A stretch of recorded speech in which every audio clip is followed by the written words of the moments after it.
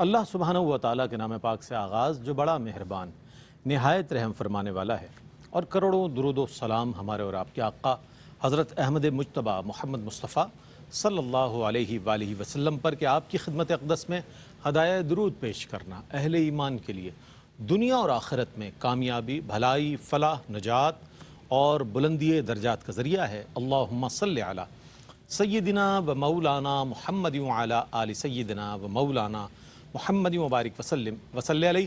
ناظرین محترم السلام علیکم ورحمۃ اللہ وبرکاتہ، میں ہوں آپ کے میزبان محمد رئیس احمد، اور پیش کیا جا رہا ہے پروگرام روشنی سب کے لیے۔ آپ جانتے ہیں پیر، منگل، بدھ ہم آپ کی خدمت میں حاضر ہوتے ہیں۔ انتہائی اہم موضوع سفر المظفر کے حوالے سے جو توہمات ہمارے ذہنوں میں موجود ہیں، اور ظاہر ہے یہ قبل از اسلام بھی ہم ہی دیکھتے ہیں کہ عرب معاشرے میں بہت زیادہ یہ چیزیں موجود تھی، اور جہاں جہاں سے لوگ ظاہر ہے جو علاقے منسلک ہیں ان مذاہب کے حوالے سے بھی جو لوگوں میں چیزیں تھیں وہ آج بھی ہم اپنے لوگوں میں بھی دیکھتے ہیں کہ لوگوں میں توہمات جو ہے پائے جاتے ہیں۔ اچھا، پھر یہ کہ اس میں کل بھی ہم نے بہت چیزیں شامل کی، کل بھی اسکالرز حضرات نے بہت اچھے طریقے سے قرآن اور حدیث کی روشنی میں جو اس کا رد ہے اس پر فرمایا، اور بہت کمال بات علامہ لیاقت صاحب نے ارشاد فرمائی کہ جو نحوست ہے، جسے ہم نحوست کہتے ہیں، وہ ہماری بدعمالی ہے بنیادی طور پر، جس کی طرف ہم توجہ نہیں کرتے، اور ہم اعمال سے، فرائض سے جب غفلت برتتے ہیں اور خدا نخواستہ کوئی آزمائش اور کوئی برائی آ جاتی ہے تو ہم یہ کہتے ہیں کہ وقت برا ہے، لوگ برے ہیں، گھڑی بری ہے، جگہ بری ہے۔ ہمیں اپنے اعمال کی طرف ہمیں نظر کرنی چاہیے، بڑی پازیٹیو بات تھی۔ آج بھی ہم بات کریں گے انشاءاللہ اس حوالے سے کہ لوگ کہتے ہیں کہ بھئی آیا یہ کیسے ممکن ہے کہ اگر کوئی یعنی کہ انسان کے ذہن میں خیال ہو پہلے سے اور کوئی بری چیز ہو جائے تو اس کا کوئی سبب نہ ہو۔ تمام چیزیں اللہ کی طرف سے ہیں، چاہے وہ ہمارے لیے خوشیوں کا سامان ہے یا کوئی آزمائش کی گھڑی ہے۔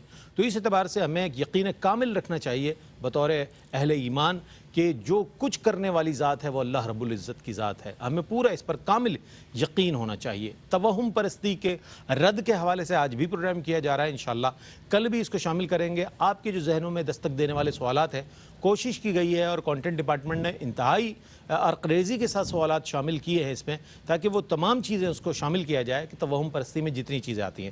اور الحمدللہ یہ بات بھی تحدیث نعمت کے طور پر کہی جاتی ہے کہ ARYQ TV کو عالم اسلام کے ممتاز و معروف علماء دین اسکالرز کا الحمدللہ پینل میسر ہے، جن کی آواز دنیا بھر میں پہنچتی ہے اور دنیا بھر میں معتبر سمجھی جاتی ہے۔ میری مراد علامہ مفتی محمد سہیل رضا امجدی صاحب سے ہے۔ تشریف فرمائیں۔ السلام علیکم ورحمۃ اللہ وبرکاتہ۔ السلام ورحمۃ اللہ وبرکاتہ۔ آپ کے ساتھ تشریف فرمائیں علامہ مفتی احسن نوید نیازی صاحب۔ السلام علیکم ورحمۃ اللہ وبرکاتہ۔ وعلیکم السلام ورحمۃ اللہ وبرکاتہ۔ اچھا حضرت، ہم ابتداً یہ جاننا چاہیں گے کہ اسلام توہم پرستی کے حوالے سے کیا کیا احکامات دیتا ہے یا کس حوالے سے ہمیں آگاہ کرتا ہے؟ میں چاہتا ہوں کچھ ارشاد فرمائیے۔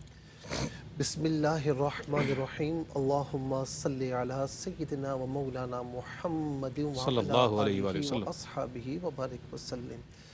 جی رئیس بھائی، بڑا ہی اہم موضوع ہے، اور سفر المظفر کے حوالے سے تو بہت ہی زیادہ اس کی امپورٹنس ہے، بہت زیادہ بالکل۔ اچھا رہی بات کہ وہم کسے کہتے ہیں؟ ہاں، پہلے اس کی ڈیفینیشن۔ معدوم چیز کو موجود تصور کرنا یہ وہم ہے۔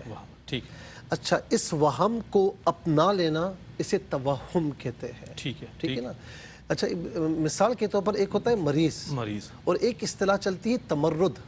تمرد جو ہے وہ مریض نہیں ہوتا، اپنے آپ کو مریض تصور کرنے والا، اپنے آپ کو مریض ظاہر کرتا ہے۔ تو اسی طریقے سے توہم کرنے والا یعنی اس میں کوئی حقیقت نہیں ہوتی، لیکن وہم کے پیچھے وہ جا رہا ہوتا ہے، اسے اپنا رہا ہوتا ہے، اسی کو توہم پرستی کہا جاتا ہے۔ اچھا، اسی کو بطور جمع توہمات بھی کہتے ہیں۔ اچھا، یہ بات یاد رہے کہ اسلام ایک الٹیمیٹ ریئلٹی کا نام ہے۔ بے شک۔ جی اچھا، اس میں اور یہ ایک یوں سمجھ لیجئے کہ ایک سچائی اور کائناتی حقیقت ہے، اس میں کسی اٹکل پچو کی کوئی حیثیت نہیں ہے، ذرہ برابر بھی کوئی حیثیت نہیں ہے۔ ٹھیک ہے نا، اس بات کو بالکل اس بات پر یقین کیا جائے کہ کوئی توہم پرستی کی کسی اعتبار سے کوئی نہ حقیقت ہے، نہ کوئی گنجائش ہے، اور نہ کوئی اسلام میں اس کا تصور موجود ہے۔ اب ہوا یہ تھا کہ زمانہ جاہلیت میں توہم پرستی بہت زیادہ تھی۔ اب مثال کے طور پر قرآن کریم میں یہ بات درج ہے کہ کہ موسیٰ علیہ السلام کی قوم آپ سے کہنے لگی اور ان کے متعلق قرآن کریم میں یہ ہے فَإِذَا جَاءَتْهُمُ الْحَسَنَةُ قَالُوا لَنَا هَذِهِ، جب ان کے پاس کوئی اچھی چیز آتی ہے تو کہتے ہیں کہ ہاں یہ تو ہماری وجہ سے ہے۔ وَإِن تُصِبْهُمْ سَيِّئَةٌ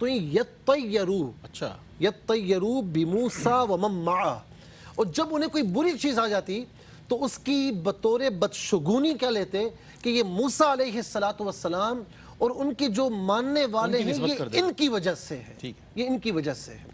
اسی طریقے سے قرآن کریم میں ہمیں ملتا ہے کہ عیسیٰ علیہ السلام نے جب وہ صادق اور مصدوق کو، پھر اس کے بعد شمعون بھی وہاں پر گئے، تو کچھ لوگ بادشاہ بھی ایمان لایا، کچھ لوگ ایمان لائے، لیکن کچھ لوگ توہم پرستی میں تھے اور کہا کہ جب سے تم تینوں آئے ہو ہم پر بارشیں نازل نہیں ہو رہی، تو انہوں نے بھی توہم پرستی کی تھی اور بدشگونی کی تھی۔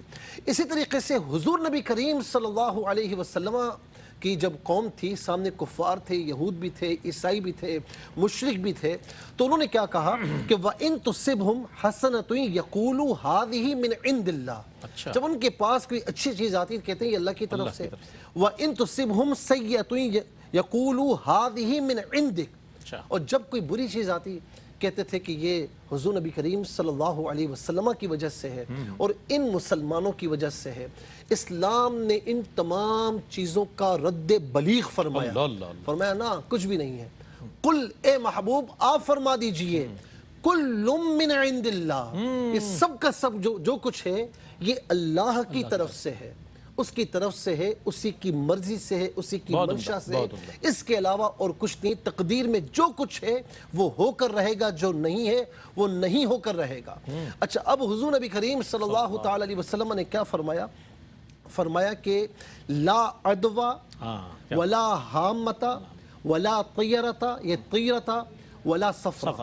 حضور نبی کریم علیہ السلام نے بڑی وضاحت سے فرما دیا کہ لا عدوہ، کوئی بیماری دوسرے کو نہیں لگتی۔ اچھا، یہ ایک علیحدہ بات ہے کہ کوئی یعنی مسلمان ہے، کسی بیمار کے پاس گیا، اس بیماری سے جو تعفن اٹھ رہا ہے، اس سے کوئی ایٹماسفیئر خراب ہو رہا ہے، اس کی وجہ سے اس سے کوئی نقصان پہنچ رہا ہے، یہ ایک علیحدہ بات ہے، لیکن بذات خود فی نفسی ہی بیماری کسی کو نہیں لگتی۔ لیکن حضرت اس میں ایک طالب علمانہ سوال یہ ہے کہ ایک صحابی رسول آپ کی خدمت میں آنا چاہتے تھے، کسی بیماری میں مبتلا تھے، لیکن سرکار نے منع فرمایا، تو اس کی بھی میں چاہتا ہوں وضاحت فرما دیجیے۔ دیکھیں، حضور نبی کریم صلی اللہ تعالی علیہ وسلم نے ایک مرحلے پر یہ فرمایا کہ جب اونٹ جو خارج زدہ تھا نا، تو فرمایا کہ یہ بتاؤ کہ سب سے پہلا اونٹ جو بیمار ہے، تو فرمایا کہ تم کہتے ہو کہ ان کو عام اونٹوں میں نہ چھوڑا جائے کہ وہ بیمار ہو جائیں گے، بیماری ان کو لگ جائے گی، تو بتاؤ کہ پہلا اونٹ کیسے بیمار ہوا تھا؟ اسے کس کی بیماری لگی تھی؟ اللہ کی طرف سے لگی تھی۔ اسی طریقے سے آقا علیہ السلام نے بعض ایسے بیمار کہ سائنس کہتی ہے کہ یہ بیماری متعدی ہوتی ہے، یہ ہوتی ہے، آقا علیہ السلام نے ان کے ساتھ بیٹھ کر کھانا تناول فرمایا ہے، اور بعض اوقات کوئی آیا تو آپ نے فرمایا کہ ہاں انا قد باعیانا، کہ ہم نے تیری بیعت فرما لی، دور سے ہی فرمایا کہ جاؤ۔ اب یہاں پر کیا ہے کہ یہاں پر حضور نبی کریم علیہ السلام یقین کامل اور اللہ پر توکل جب دکھانا مقصود ہے، تو اس بیمار شخص کے ساتھ آپ نے بیٹھ کر کھانا کھایا، یہ کچھ نہیں ہوتا۔ لیکن جو عام لوگ ہیں تعلیم امت کے لیے کہ جن کا ایمان اتنا مضبوط نہیں ہے، کل کلا بیمار ہو جائیں تو وہ کہیں کہ میں بیماری اس وجہ سے لگی تھی، تو فرمایا کہ اس جزامی سے فرمایا کہ تمہاری بیعت ہو چکی ہے، دور سے چلے جاؤ۔ یعنی کیا فرمایا کہ بیماری متعدی نہیں ہوتی، اللہ کی مرضی سے لگتی ہے، لیکن کوئی احتیاط کرتا ہے تو یہ بھی تعلیم اسلام کے خلاف نہیں ہے۔ اچھا، یہ توہم پرستی ہوتی کیوں ہے، وہاں ہوتا کیوں ہے؟ بعض اوقات خوف کی وجہ سے، اچھا کالی بلی نے راستہ کاٹ لیا، اب تو میں کہیں نہیں جاؤں گا، کچھ نہیں کروں گا، میرا کام تو ہوگا ہی نہیں، ایک انجانہ خوف۔ اسی طریقے سے کوئی شخص ایسا مل گیا، یار تمہاری شکل دیکھ لیے نا، اب میرا کام ہونے والا نہیں ہے، بعض اوقات خوف کے تحت ہوتا ہے۔ اچھا، بعض اوقات باطل نظریات کے تحت ہوتا ہے، بالکل ٹھیک ہے نا۔ باطل نظریات سے مراد کیا ہے کہ بندہ ایمان نہیں رکھتا، اللہ پر توکل نہیں رکھتا، اس وجہ سے بعض اوقات شیطانی وسوسوں کی وجہ سے شیطان وسوسے ڈال کے اسے خراب کر دیتا ہے۔ بعض اوقات کیا ہوتا ہے کہ مس گائیڈنس کی وجہ سے، اور اس میں وہ لوگ بھی ہیں کہ وہ جعلی لوگ کہ جو اسلام کا لبادہ اور شیخ شیوخ کا لبادہ اور روحانی علاج کرنے والے لوگوں کو مختلف طریقوں سے توہم پرستی میں مبتلا کرتے ہیں اور سادہ لو انسان سادہ لو مسلمان ان کی باتوں میں آ جاتے ہیں.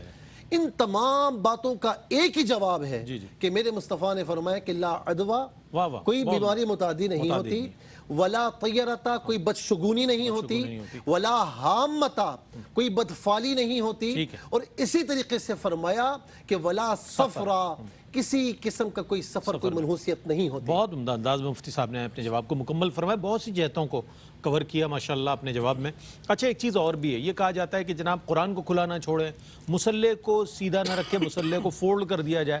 ایک سوال بہت اچھا مفتی عامر صاحب کی خدمت میں آیا جب مفتی عامر صاحب ایک پروگرام کر رہے تھے کہ جناب اگر کیا مصلے کو موڑا نہ جائے اور کھلا چھوڑ دیا جائے تو کیا اس پہ شیطان نماز پڑھتا ہے؟ عام طور پہ تصور یہ تو مفتی صاحب نے یہ فرمایا کہ اگر شیطان نماز پڑھ لے تو پھر کیا بات ہے. تو یہ ہوتا ہے. تو یہ جو ہے قرآن کا کھلا چھوڑ دینا یا مصلے کو فولڈ نہ کرنا، اس کے حوالے سے بھی کہا جائے، کیا فرمائیے گا؟ میں چاہتا ہوں جواب کا آغاز ضرور کر فرمایا، لیکن وقفہ آئے گا تو پھر ہم وقفہ بھی لے لیں. جی بسم اللہ الرحمن الرحیم. صلی اللہ علیہ حبیب سیدنا و مولانا محمد وعلی آلہ وصحبہ بارک وسلم. دیکھیں رئیس بھائی، اگر کوئی قرآن مجید فرقان حمید کو پڑھنے کے بعد بند کر کے رکھتا ہے یا قرآن مجید فرقان حمید کی تلاوت کر رہا ہے اور اس دوران کسی کام سے جانا پڑ گیا اور وہ اسے بند کر کے جاتا ہے، تو یہ بہت اچھی بات ہے کہ اس میں ادب ہے. ٹھیک ہے. سوری، احتیاط اور ادب کا پہلو تو اسی میں ہے کہ قرآن مجید فرقان حمید کو مصحف شریف کو بند کر کے تعظیم والی جگہ پہ رکھ دیا جائے جہاں کسی قسم کی بے ادبی کا شائبہ یا اندیشہ نہ ہو. یہ اچھا ہے، اس کے حسن ہونے میں، اس کے احسن ہونے میں کوئی کلام نہیں. لیکن یہ جو اس کے پیچھے یہ نظریہ یا یہ فلسفہ کہ اگر قرآن مجید فرقان حمید کو بند نہیں کیا جائے گا تو شیطان پڑے گا، تو یہ تخرص اور رجم بالغیب ہے. تخرص کا معنی ہوتا ہے اپنی اٹکل سے کوئی بات کہنا، تکے مارنا، اور رجم بالغیب کا مطلب بھی یہی ہے کہ غیب کی کسی بات میں اپنی اٹکل استعمال کرنا. مفتی صاحب نے فرمایا کہ تکے مارنا اور اٹکل پچو کا کوئی اسلام میں اس کا کوئی تصور نہیں. ان دونوں چیزوں سے سختی سے منع فرمایا گیا ہے. رجم بالغیب کی اسلام میں کوئی اجازت نہیں، تخرص کی، تکے مارنے کی اسلام میں کوئی اجازت نہیں. اسلام وقار والا دین ہے. اسلام وقار کو پسند فرماتا ہے، متانت اور سنجیدگی کو پسند فرماتا ہے، پکی ٹھکی مستحکم متقن پختہ بات کو پسند فرماتا ہے. جو ہے وہ غیر مسترد بات کو اسلام پسند نہیں فرماتا. ایک وقفہ لے لیتے ہیں آپ کی اجازت سے. وقفے کے بعد جب لوٹیں گے انشاءاللہ مفتی صاحب اپنے جواب کو مکمل فرمائیں گے. آپ ہمارے ساتھ رہیے گا. روشنی سب کے لیے، روشنی روشنی سب کے لیے. حق اللہ اللہ اللہ. نعت سرکار دی، کلام بزرگاں دا تے فرمائش تواڈی. سانو کو جیوے نہ چھٹ پیش کرن گے ملک دے مننے پرمنے ثنا خان پروفیسر عبدالرؤف روفی. وہ نہ سنیے رت لنگ گئی پھر بخار آندی ساری عمر دی ایہو کمائی ہے. وہ ہیک تا فرمائش تواڈے پروگرام دا ٹائٹل ہے. سنیا میریا سن لے صداواں، آقا جی کردا مدینے میں آواں میرے آقا جی. دیکھتے رہو پروگرام سونیا میریاں سن لے صداواں. دیکھیے پروگرام سوہنیاں میریاں سن لے صداواں آج رات 9 بجے صرف ARYQ-TV پر. مرحبا یا مصطفیٰ سیزن 10 پاکستان کے سب سے بڑے نعتیہ مقابلے کا حصہ بننے کے لیے 10 تا 30 سال کی عمر کے لڑکے آڈیشن میں شامل ہو جائیں. ملتان آڈیشن مورخہ 2 اکتوبر بروز جمعہ بمقام رضا ہال کچیری چوک ملتان، بوقت صبح 10 بجے سے. برائے رابطہ اور رجسٹریشن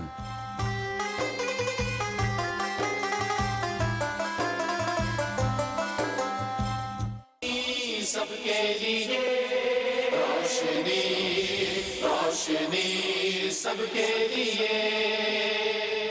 جی جناب، آپ کا خیر مقدم ہے. قرآن کو کھلا چھوڑ دینا، جائے نماز کو جو ہے مصلے کو جو ہے سیدھا رکھنا، یعنی کہ نماز پڑھنے کے بعد فولڈ نہ کرنا، اس کے حوالے سے جو تصورات اور باطل تصورات ہیں کیا فرماتے ہیں اس کے بعد؟ میں گزارش کر رہا تھا کہ تخرص کی اور رجم بالغیب کی اسلام میں کوئی اجازت نہیں. اسلام مستند بات کو، سکہ بات کو پسند فرماتا ہے. باوثوق بات کو پسند کیا جاتا ہے، اس طرح کی غیر مستند باتوں کو اسلام کنڈیم کرتا ہے۔ اچھا یہ بات کہنے کے لیے، چونکہ غیب کی بات ہے نا، اور غیب کی بات بتانے کے لیے یا تو ہمارے پاس وحی الہی ہونی چاہیے، سورس جو ہے ہمارا سورس کیا ہوگا، کس سے پتہ چلے گا ہمیں غیب کی بات کا، یا قرآن سے پتہ چلے گا یا حدیث سے پتہ چلے گا۔ اب جب ہم قرآن مجید فرقان حمید کو دیکھتے ہیں تو ہمیں پورے قرآن مجید فرقان حمید میں کہیں بھی یہ بات نہیں ملتی کہ اگر قرآن کو کوئی پڑھتے ہوئے بند نہ کرے تو شیطان پڑھنا شروع کر دیتا ہے، یا قرآن کو اگر کھلا چھوڑ دیا جائے تو شیطان پڑھے گا۔ قرآن میں کہیں یہ بات مذکور نہیں۔ اسی طرح جب ہم احادیث طیبہ کریمہ کے ذخیرے کو ملاحظہ کرتے ہیں تو اس کے اندر بھی ہمیں کوئی ایسی بات نہیں ملتی جس سے یہ اشارہ نکلتا ہو کہ قرآن مجید فرقان حمید کو اگر کھلا چھوڑ دیا جائے تو شیطان پڑھے گا۔ تو قرآن و حدیث میں تو اس کا کوئی ذکر نہیں۔ تو جو ایبسولوٹ سورس ہے، جو بالکل مستند سورس ہے غیب کا یقینی، اس میں کوئی اس طرح کی بات نہیں ملتی۔ اب آ جائیں دوسرا سورس جو ہے کہ اگر اکابر اولیاء کاملین وہ اپنے کشف کے ذریعے کوئی بات ارشاد فرمائیں تو یہ اگرچہ قرآن و حدیث کی طرح قطعی ایبسولوٹ سورس تو نہیں ہے، یعنی اس میں ایرر کا احتمال ہوتا ہے، وہ بالکل یہ ایرر فری سورس ہے۔ قرآن و حدیث ہیں وہ ایرر فری سورس ہیں، جبکہ جو کشف ہے، کشف جو ہے وہ ایرر فری سورس نہیں ہے، اس میں فہم میں خطا کا امکان ہوتا ہے۔ تو اس لیے جو اکابر اولیاء کرام کا کشف ہے یہ ظنی کہلاتا ہے۔ قرآن و حدیث قطعی ہیں، یہ ظنی ہے۔ تو اگر ہم اس ظنی سورس کی طرف آئیں تو یہاں بھی ہمیں اکابر اولیاء کاملین کی طرف سے بھی کوئی ایسی رہنمائی نہیں ملتی کہ انہوں نے اپنا کوئی کشف ایسا بیان فرمایا ہو کہ اگر کوئی قرآن مجید فرقان حمید کو بند نہیں کرے گا تو اس کو شیطان پڑے گا۔ تو نہ قرآن و حدیث میں ایسی کوئی بات مذکور ہے، نہ اکابر اولیاء کاملین نے اپنا کوئی کشف ایسا ارشاد فرمایا ہے۔ تو اس صورت میں اس بات کی کوئی اہمیت نہیں، اس بات میں کوئی صداقت نہیں، اس بات کو نہ ہم بیان کر سکتے ہیں، نہ اس بات پہ اعتقاد رکھ سکتے ہیں کہ اگر قرآن مجید فرقان حمید کو کھلا چھوڑیں گے تو شیطان مصلح کے حوالے سے ویسے اس کو جو بند رکھنا، جہاں تک میں نے پہلے کہا کہ اس میں چونکہ ادب زیادہ ہے، احتیاط زیادہ ہے، تو بند کر کے تعظیم والی جگہ پہ، اونچی جگہ پہ رکھنا چاہیے، اچھی بات ہے۔ اب آ جائیں مصلح کی طرف، تو دیکھیں مصلح کے اندر بھی سیم یہی بات ہے کہ مصلح کو اگر کوئی لپیٹ کر پورا رکھتا ہے تو اس میں احتیاط بھی ہے اور اس میں ادب بھی ہے۔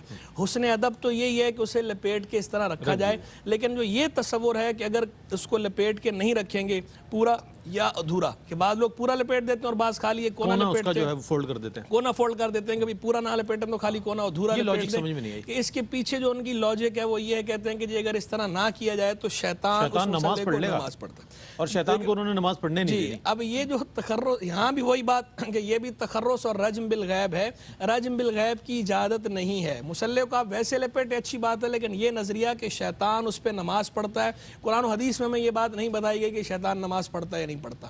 ہاں یہ نماز پڑھ لیتا تو پھر تو بات جی شیطان دیکھیں اللہ تبارک و تعالیٰ کو ایک تو مانتا ہے نا، موحد تو ہے، توحید کا قائل تو ہے۔ ہم اس بات کی نفی نہیں کرتے کہ شیطان نماز نہیں پڑھتا، نہ ہم بالکل عبادتیں تو اس نے بہت کی ہیں، نہ ہم یہ کہتے ہیں کہ شیطان نماز نہیں پڑھتا اور نہ ہم یہ کہتے ہیں کہ شیطان نماز پڑھتا ہے، لیکن اس کے ساتھ منسلک کرنا، اس کے ساتھ اسے منسلک کرنا یہ درست نہیں ہے کہ یہ ذکر جو ہے قرآن و حدیث میں بھی موجود نہیں، اکابر اولیاء کا کشف بھی نہیں۔ باقی یہاں یہ ضرور ہے، ایسی احادیث ہمیں ضرور ملتی ہیں، ایسی روایات ضرور ملتی ہیں جن کے اندر اس بات کا ذکر ہے کہ اگر کوئی بچھونا وہ آرام کرنے کے بعد جب اٹھ گیا تو اس بچھونے کو اگر نہ لپیٹے تو شیطان استعمال کرتا ہے، اگر کپڑا ہے اس کپڑے کو طے نہ کیا جائے تو شیطان استعمال کرتا ہے۔ اس طرح کی روایات ضرور ملتی ہیں۔ تو ایک ہے شیطان کا استعمال کرنا اور ایک ہے شیطان کا نماز پڑھنا، دونوں باتوں میں فرق ہے۔ تو اعلیٰ حضرت امام اہل سنت امام احمد رضا خان رحمہ اللہ فرماتے ہیں کہ اگر ان روایات کو دیکھا جائے تو یہ مصلح لپیٹنے کی اصل نکل سکتی ہے ان روایات کی روشنی میں۔ یہ توجیہ بیان کی انہوں نے، لیکن وہ استعمال کے حوالے سے ہے، نہ کہ نماز کے حوالے سے۔ نماز کا ذکر چونکہ اس کی قرآن و حدیث میں یا اکابر اولیاء کرام کے کشف میں موجود نہیں، تو اس پہ ہم کلام نہیں کرتے۔ بہت عمدہ انداز میں مفتی صاحب نے فرمایا کہ قرآن کریم کھلا رہے۔ اب دیکھتے ہیں آپ کہ پوری آیت الکرسی، 4 قل اور چیزیں آپ عام طور پہ سائن بورڈز پر دیکھتے ہیں، تو یہ تو کھلا ہے نا قرآن۔ اگر قرآن کو بند کر دیا تو اس کی تعظیم اور احترام کے سبب اس کو بند کر کے رکھا جائے، اگر کھلا ہے تو اس میں کوئی وہ، اور پھر نماز کے لیے بھی ہم عام طور پہ دیکھتے ہیں گھروں میں لوگوں نے ایک مخصوص جگہ بنائی ہوتی ہے جہاں پہ مصلی رکھ دیا جاتا ہے، اور پھر جب نماز کا وقت ہوتا ہے یا نوافل پڑھنے ہوتے ہیں تو وہاں لوگ پہنچ جاتے ہیں۔ تو اس کو موڑنے کے حوالے سے، فولڈ کرنے کے حوالے سے بھی جو تصورات ہیں وہ مناسب نہیں ہے، درست نہیں ہے، جس کی ممانعت فرمائی گئی۔ اچھا ایک چیز اور بھی، گزشتہ دنوں بھی یہ سوال بہت وائرل ہوا پوری دنیا میں، سوشل میڈیا پر بھی اس نے بہت زیادہ جگہ بنائی اور لوگوں کی توجہ اپنی طرف مبذول کی کہ یہ کہ قرآن کریم سے بالوں کا نکلنا، پھر معاذاللہ یہ بات بھی کہی جاتی ہے کہ وہ بال جو ہیں وہ حضور علیہ الصلوۃ والسلام سے منسوب کیے جاتے ہیں کہ سرکار علیہ الصلوۃ والسلام کے وہ منہ مبارک ہیں، بال ہیں.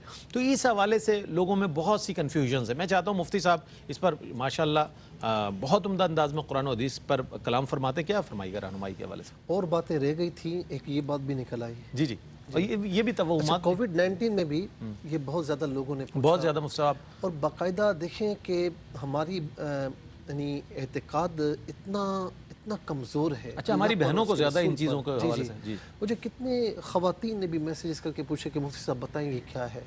اچھا، باقاعدہ یہ تھا کہ جی حضور نبی کریم علیہ السلام کے بال مبارک نکل رہے ہیں تو ان کو دھو کر پیا جائے تو اس سے شفا ہو جائے گی. دیکھیں، اس میں کوئی شک نہیں کہ میرے سید عالم صلی اللہ علیہ وسلم کے منہ مبارکہ حضرت خالد بن ولید رضی اللہ تعالی عنہ نے ٹوپی میں لگائے تھے تو کبھی شکست نہیں ہوئی. جی جی، حضرت امیر معاویہ رضی اللہ تعالیٰ عنہ نے حضور نبی کریم علیہ السلام کی تبرکات ساتھ مدفون ہونے کا حکم دیا تھا کہ یہ ساتھ دفن کر دیے جائیں تاکہ مجھے اس کی برکتیں ملیں. اس بات میں کوئی دوسری رائے نہیں کہ حضور نبی کریم صلی اللہ علیہ وسلم منہ مبارک اگر آپ کے ہیں اور معلوم ہے کہ آپ کے ہیں تو وہ ہر بیمار کے لیے شفا کا ذریعہ ہے. اس میں کوئی دوسری رائے نہیں. یہاں پر مسئلہ یہ ہے کہ یہ بتائیں، سب سے پہلے سورس کی طرف دیکھیں کہ سورس کیا ہے. کہ جی یہ بال منہ مبارکہ ہیں، کیا قرآن کی کسی آیت میں ہے یا حضور نبی کریم علیہ السلام کے فرامین میں سے کسی فرمان مبارکہ میں یہ ہے؟ تو کہیں بھی یہ نہیں ملتا، کہیں بھی یہ نہیں ملتا. مفتی صاحب، یہاں تو سوال یہ پیدا ہوتا ہے نا کہ پتوں پر اللہ کا نام لکھا ہوا ہے، سرکار علیہ الصلوۃ والسلام کا بادلوں پر اللہ کا نام لکھا ہوا آ رہا ہے، تو انسان کا ذہن تو جاتا ہے جب یہ خدا کی قدرت ہے، بنانے والا اللہ تعالیٰ ہے، تو اس پر بھی ممکنات کی طرف یاد رکھنا کہ بعض اوقات یہ کہا جاتا ہے کہ نالین شریفین کی جو صورت ہے وہ چاند پر بنی ہوئی ہے. ٹھیک ہے نا.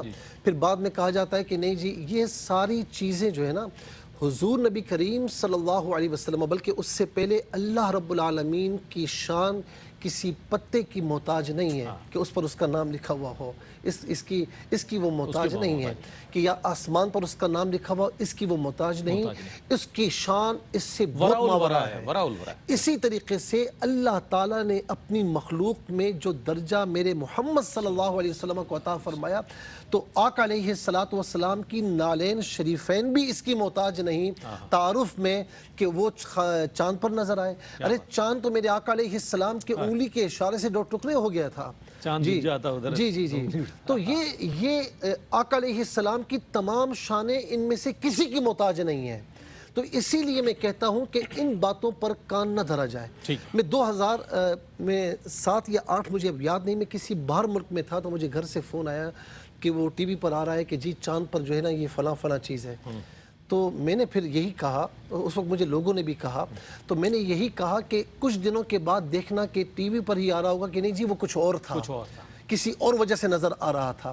اسی طریقے سے پنجاب کی کسی نواح میں کچھ سالوں پہلے اتنا بڑی کوئی صورت تھی تو کہا یہ نالے پاک کی صورت ہے. اور بعد میں مہینوں وہاں پر لوگ دیدار کے لیے آ رہے ہیں. تو پھر وہی بات ہے دیدار کرتے جاؤ، پیسہ پھینکتے جاؤ. یعنی یہاں کمانے کے 100 دھندے، اور سب سے بہتر لوگوں کے عقیدوں کو بگاڑنا، ان کو توہم پرستی میں مبتلا کر کے ان سے پیسہ ایٹھنا، یہ زندگی کا سب سے آسان طریقہ ہے. اس سے کوئی آسان طریقہ ہی نہیں ہے. بعد میں وہ معلوم ہوا، باقاعدہ نیوز پر آیا کہ نہیں جی وہ کچھ اور تھا، وہاں پر کوئی بڑی دیگ تھی، اس کو رکھا گیا تھا تو ایسا نشان بن گیا تھا. تو میں بار بار یہ کہتا ہوں کہ ہمارے مصطفیٰ علیہ السلام کی شانیں، تمام شانیں، ان میں سے کسی چیز کی محتاج نہیں، بلکہ تمام دنیا و ما فیہا کو اللہ تبارک و تعالی نے اپنے محبوب کی رحمتوں کا محتاج رکھا ہے. وہ نہ ہوتے تو یہ کچھ نہ ہوتا، وہ ہیں تو یہ تمام چیزیں ہیں. کائنات کے سارے رنگ میرے مصطفیٰ علیہ السلام کے دم مبارکہ سے ہیں. اچھا، یہاں پر جو ہے کہ قرآن کریم میں ہوتا کیا ہے کہ بعض اوقات مجھے جب فونز آئے نا کافی، تو میں نے بھی قرآن شریف کھولا تو مجھے کئی مواقع پر جو ہے وہ بال نظر آئے. ہوتا کیا ہے کہ جب بندہ پڑھ رہا ہوتا ہے تو داڑھی کے بال نکل آتے ہیں، سر کے بال نکل آتے ہیں، ہاتھوں کے بال نکل آتے ہیں.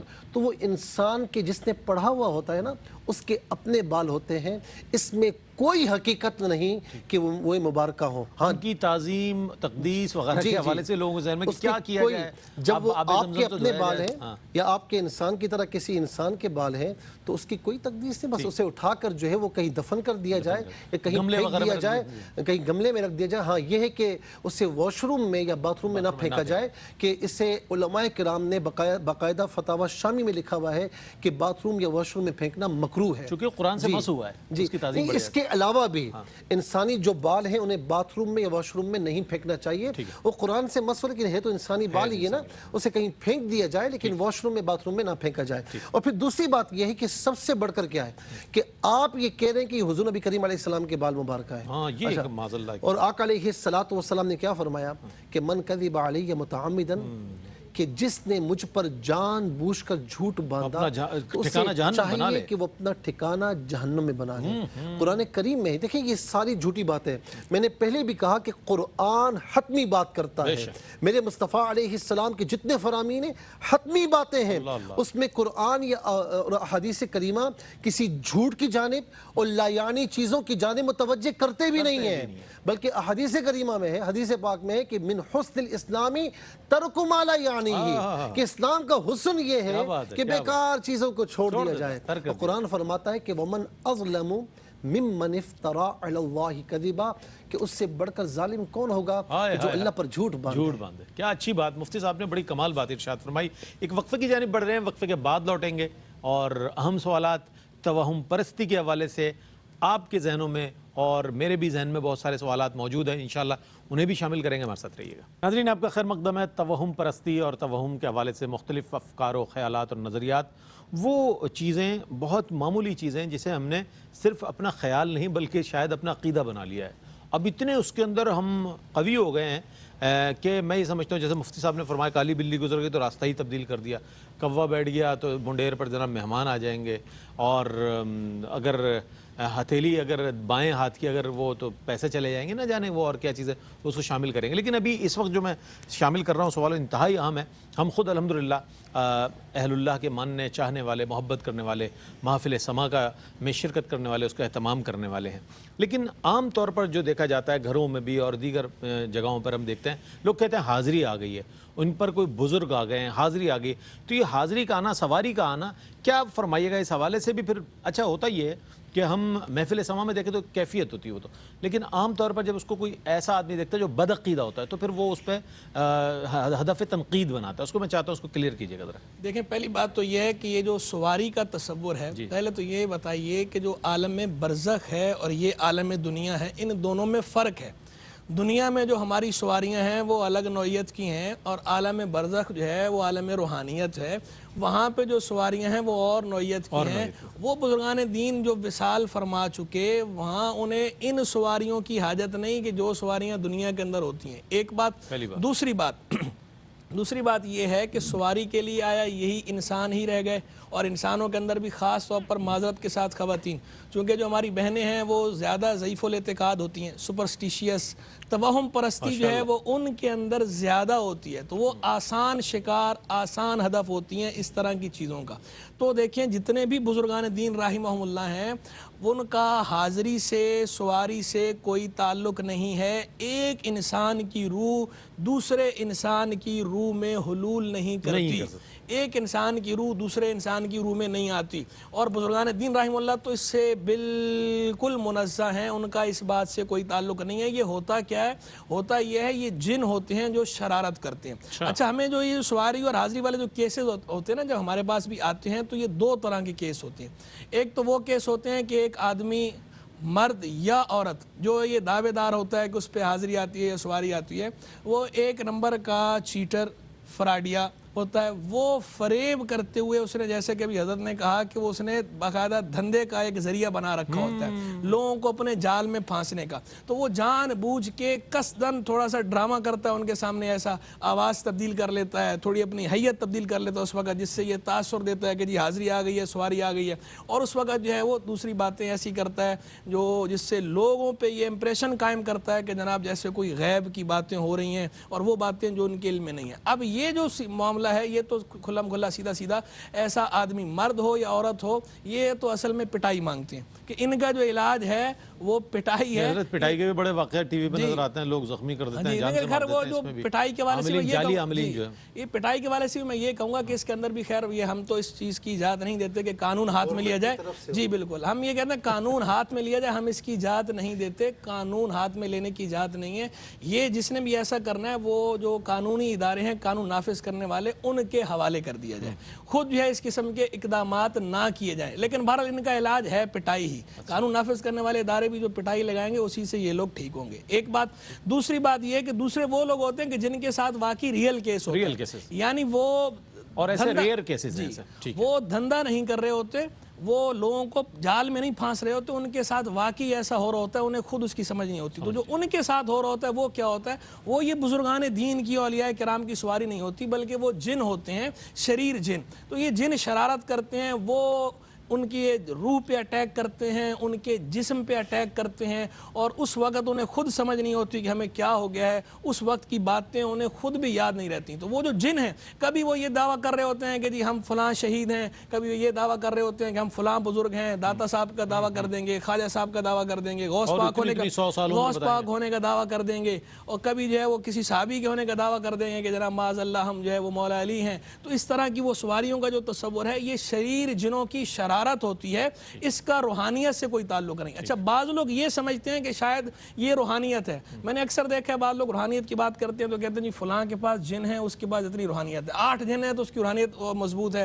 اس کے 20 ہوں گے اور مضبوط ہے. تو دیکھیں روحانیت کا جنوں سے کوئی تعلق نہیں ہے, روحانیت کا تعلق اللہ اور اللہ کے رسول کے قرب کے ساتھ ہے. جو بندہ جتنا قرب الہی میں ہوگا, جتنا رسول اللہ صلی اللہ علیہ وسلم قریب ہوگا, اس کی روحانیت اتنی ہی مضبوط ہوگی. روحانیت کا تعلق تزکیہ نفس کے ساتھ ہے. جس کا نفس جتنا مصفہ ہوگا, جس نے اپنا تزکیہ باطن, تزکیہ نفس, تصفیہ باطن کا رکھا ہے, اس کی روحانیت مضبوط ہے. جو صراط مستقیم پہ چلے گا, اللہ رسول کے احکامات کو فالو کرے گا, اس کی روحانیت مضبوط ہے. روحانیت کا جنوں کے ساتھ کسی قسم کا کوئی تعلق نہیں ہے. تو یہ جو سواریاں ہیں یا جو یہ حاضریاں ہیں, ان حاضریوں کا اسلام میں کوئی تصور نہیں ہے. یا تو یہ لوگ دھوکہ دہی سے کام لیتے ہیں, چیٹنگ کرتے ہیں, اور جو چیٹ نہیں کر رہے ہوتے تو ان کے ساتھ جو ہو رہا ہوتا ہے وہ شریر جنوں کی شرارت ہوتی ہے. تو ایسے لوگوں کو علاج کی ضرورت ہوتی ہے کہ یا تو ان کا دماغی علاج کرایا جائے یا ان کا روحانی علاج کرایا جائے, کسی اچھے معالج کے ساتھ, کامل معالج سے, کسی اللہ والے سے ان کا روحانی علاج کرایا جائے تاکہ ان کی یہ بیماری دور ہو جائے. بہت اچھی بات. اور یہ علماء حضرات جب بیان فرماتے ہیں تو اس میں اصلاح ہوتی ہے, کسی پر تنقید نہیں ہوتی. کوئی یہ صرف یہ ہوتا ہے کہ عام ذہنوں میں بہت سے ایسے توہمات جنہوں نے بہت جگہ بنا لی ہے اور اپنی زندگیوں کو انہوں نے مفلوج کر دیا ہے, تو ان کی اصلاح ضروری ہے. دائیں ہاتھ کی ہتھیلی میں اگر کھجلی ہو تو پیسہ آئے گا, یہ بات ایک یہ بھی بات ہے. اچھا, پھر یہ میں اس کا بھی جواب لوں گا, مفتی صاحب سے یہ بھی سوال کروں گا, مفتی صاحب یہ توہمات آتے کیوں ہیں؟ دین سے دوری کے سبب آتے ہیں, لا علمی کے سبب آتے ہیں, یا یہ کہ انسان کا عقیدہ اتنا کمزور ہوتا ہے کہ وہ ہر چیز پر یقین کرنے لگتا ہے؟ میں نے آغاز میں جو ہے اس کے جو ریزن سے اسباب ہے اس پر روشنی ڈالی تھی میں نے, کہ خوف, باطل کی وجہ سے, شیطانی وسوسوں کی وجہ سے, اور جو ہے مس گائیڈنس کی وجہ سے, یہ تمام وجوہات جمع ہوتی ہیں تو پھر بندہ توہم پرستی میں پڑ جاتا ہے. اچھا, قبلہ کی بات پر میں ایک بات یہ کہوں گا کہ یہ بتائیں مجھے کہ یہ ساری نفوس قدسیہ جو ہے جاہل بے نمازی کے پاس آئیں گے؟ مجھے بتائیں ذرا, عقل کیا کہتی ہے؟ یہ جو بالکل بیکار بیٹھا ہوا ہے اس کے پاس آئیں گے؟ ارے پیاسا خود کنویں کے پاس جاتا ہے, کنواں پیاسے کے پاس نہیں آتا. تو یہ سارے کمانے کے ڈھنگ ہیں, یہ ساری نفوس قدسیہ کی سواری اس پر آئے گی جس کو کلمہ پڑھنا نہیں آتا. میڈیا پر آپ دیکھتے ہیں نا کہ ایسے غلط لوگ جو اچھے پیر صاحبان ہیں, شیوخ ہیں, ان کا پاؤں ہمارا سر ہے, ہم ان کے برابر بھی نہیں, ان کے پاؤں کے برابر نہیں ہے, ان کی عزت احترام کرتے ہیں.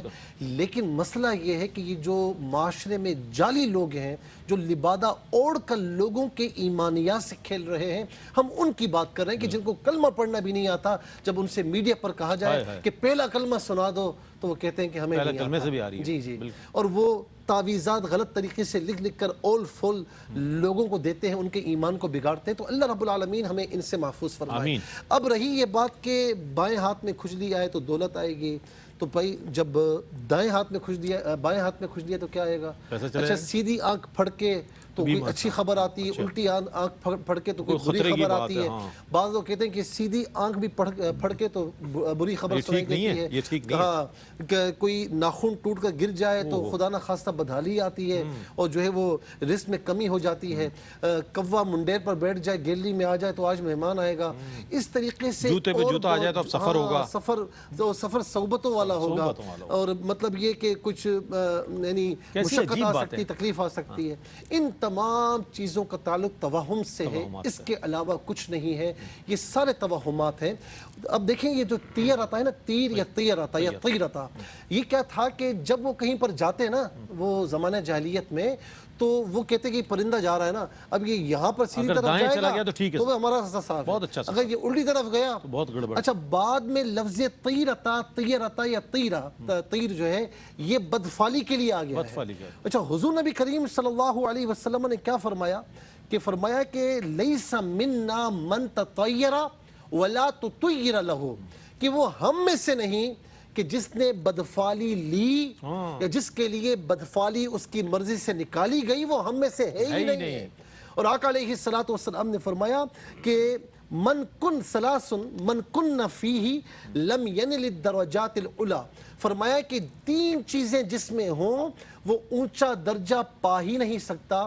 فرمایا کہ پہلا وہ ہے کہ من تکہنا، جس نے کہانت کی، دوسرا فرمایا کہ اوستقسما، کہ جس نے جو ہے وہ غیب کی خبریں جو ہے وہ پھیلانے کی کوشش کی، مستقبل کی فیوچر کی باتیں کی، تیسرا بتایا کہ او ردہ من سفرہ طیرا، کسی بدفعلی میں آ کر اپنے سفر کو روک دے تو فرمایا کہ وہ کبھی بھی اسلام میں اونچا درجہ پا نہیں سکتا۔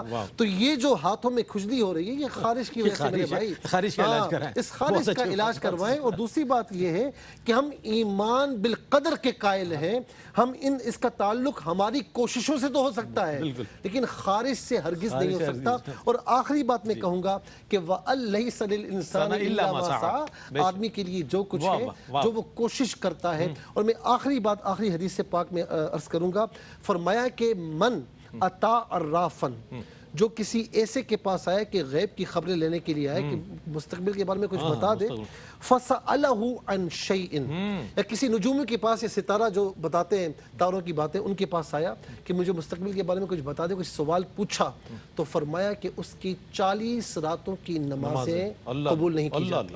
اچھا ستاروں کا حال، ستاروں کے حوالے سے قسمت کا حال، آسٹرولوجسٹ سے معذرت کے ساتھ، یہ دین ہماری جو رہنمائی کرتا ہے ستاروں سے قسمت کا حال جاننے کے حوالے سے چند جملے میں چاہتا ہوں۔ ون لائنر اقبال نے کہا ستارہ کیا میری تقدیر کی خبر دے گا، وہ خود فراخی افلاک میں ہے خوار و زبوں۔ تو ستارہ خود جب فراخی افلاک میں خوار و زبوں ہے وہ میری تقدیر کی کیا خبر دے گا۔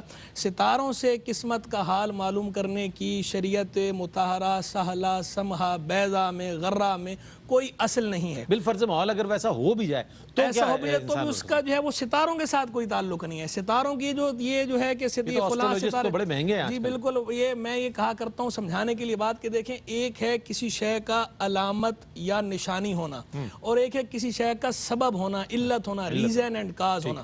جیسے جو ہے وہ دھواں جو ہے، بادل جو ہے یہ بارش کی علامت ضرور ہیں لیکن بارش کی علت نہیں ہے۔ کئی مرتبہ ہوتا ہے بادل آتے ہیں بغیر برسے چلے جاتے ہیں، بارش نہیں ہوتی۔